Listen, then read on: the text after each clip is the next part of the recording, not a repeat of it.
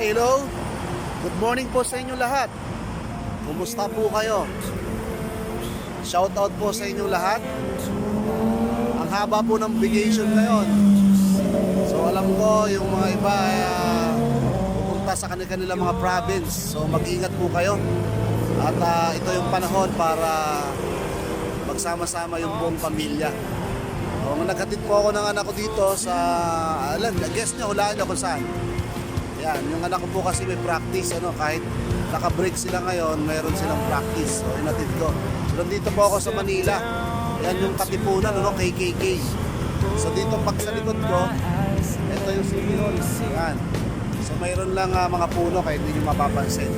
So, ayun, dahil mabuti ang Diyos, ginising po tayo sa umaga na malakas. Gusto ko lang po magbigay sa inyo ng isang inspiration from the Bible na kung saan ay nagbibigay ng paalala sa atin kung gaano kabuti ang Diyos sa ating mga buhay. Ayan po, chine-check ko po yung likod doon, niikot ko para malaman nyo. Yun po yung papunta Divisoria yan. Papakit.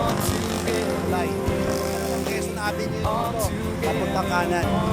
So ayun po, gusto ko lang i-share yung James 1:17. Ano po ba yung sinasabi doon? Bawat mabuti at ganap na kaloob ay nagmumula sa itaas, mula sa Ama na lumikha ng tanglaw sa kalangitan. Pagpalain po ang kanyang salita.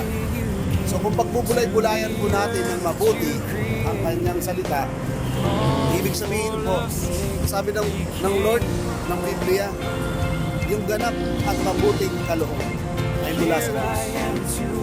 Sabihin, ayaw niya po tayong mapahamak, ni isa man sa atin. Ang plano niya para sa atin ay mapabuti tayong lahat. Walang nanggaling sa kanya na masama. Ayaw na nga tayo mapahamak paano naman, brother, sa inyo yung mga pagkakataon sa buhay na may dumadating na mga malalaking pagsubok sa atin? Dapat natin pong ikagalak yun. Bakit? Hindi naman masamang bagay yun Alam mo ba yung pagsubok? Tawag mo doon, kapag binasa mo yung James 1:10 and 2 and 3, pinapatatag ang ating pananampalataya sa pamamagitan ng pagsubok. Binibuild po ang ating karakter kapag tayo ay dumadanas ng iba't ibang klaseng pagsubok. Kasi po, hindi talaga ho madali, lalo na ho sa panahon ngayon. Sobrang mahal ng bilihin, minsan toxic sa trabaho, maraming pwedeng gawin ang kaaway para sa atin, mainis. Pero hindi naman yun ang alam mo, yung pagsubok na meron tayo sa buhay, yan ay ginagamit din para maging matatag yung karakter natin, ma-mold tayo. So sa umagang ito ay gusto ko lang sabihin sa inyo na lakasan nyo yung loob nyo. Huwag kayong padadaig sa gawa ng dyablo, sa gawa ng mga kaaway. Hindi dapat tayo nagpapatalo. Lakasan natin yung loob natin. Kasi nandiyan yung Diyos na nagbibigay sa atin ng inspirasyon, nagbibigay sa atin ng lakas. Palakasin natin yung prayer life natin. Palakasin natin yung pakikipag-usap natin sa Diyos. Kasi yan ang samudatan natin. So, yun lang yung paalala, na lahat ng bagay na